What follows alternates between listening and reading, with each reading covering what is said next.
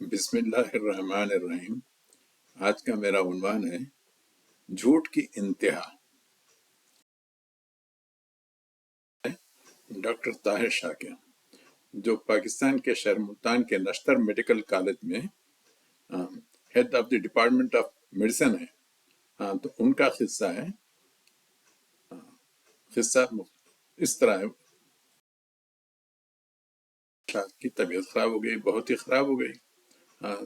تو ان کے پاس اپنے والدین کی روح آئی، بولے کہ نہیں، اب تمہیں چلنا ہے، تمہیں بھی اوپر آنا ہے، یعنی تمہیں بھی مرنا ہے۔ تو ان کے جانے کے فوری بعد دو فرشتے آ گئے اور ڈاکٹر طاہر شاہ کی روح کو اوپر لے کے گئے۔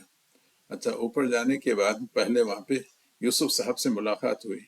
یوسف صاحب نے پوچھا کہ ارے بھائی، تم کدھر آ گئے، ہمارا کام کون کرے گا، یعنی ملتان میں تبلیغی جماعت کا۔ تو وہ ان کو لے گئے الیاس کے پاس، اور مولانا الیاس ان کو لے کے بھاگے رسول اکرم صلی اللہ علیہ وسلم کے پاس۔ تو اور رسول صلی اللہ علیہ وسلم کہ بھائی، ہمارا کام کرنے والا وہاں کوئی نہیں ہے، یہی ایک آدمی تھا جو ہمارا تبلیغ کا کام کرتا۔ تو رسول اکرم صلی اللہ علیہ وسلم نے کہا کہ اچھا ٹھیک ہے، واپس کر دو۔ تو وہی صاحب جو مر گئے تھے پیدل چلتے ہوئے اپنے گھر آ گئے۔ کہانی قصہ پسند آیا آپ کو؟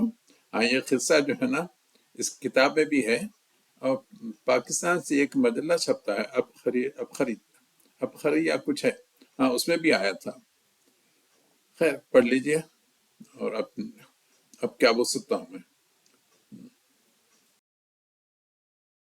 ایک ایسے جو جھوٹے قصے کہنا کہتے ہیں اس کو پھینکنا کہتے ہیں، جیسا پتنگ اڑاتے خود آپ مادہ چھوڑتے ہیں، تو آپ لوگ جو چھوڑتے ہیں کہتے ہیں، اور ہم اس کو پھینکنا کہتے ہیں، یعنی ڈوری کو پھینکتے جاؤ۔